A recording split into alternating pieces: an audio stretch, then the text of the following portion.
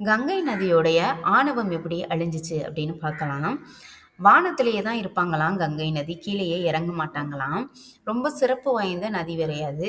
அதனால அதுக்கு கொஞ்சம் ஆணவமும் இருந்திருக்கு. அப்போ பகீரதன் ஒரு தடவ அவருடைய அப்பாவுடைய இறப்புக்கு அப்புறமா புனித நீராடணும் அப்படின்னு சொல்லிட்டு, ரொம்பவே புனிதமான நதியான கங்கை கிட்ட கேட்டாராம். "நீ கொஞ்சம் கீழ வந்துர்றியா? நான் புனித நீராடணும்" அப்படின்னு கேட்டப்போ, "என்னுடைய வேகம் எப்படிப்பட்டது தெரியுமா? அதெல்லாம் உன்னால சமாளிக்க முடியுமா?" அப்படின்னு சொல்லிட்டு ரொம்பவே ஆணவமா பதில் சொன்னுச்சாம் கங்கை நதி. அதுக்கப்புறமா விஷ்ணு பகவான்கிட்ட போய் கேட்டிருக்காரு.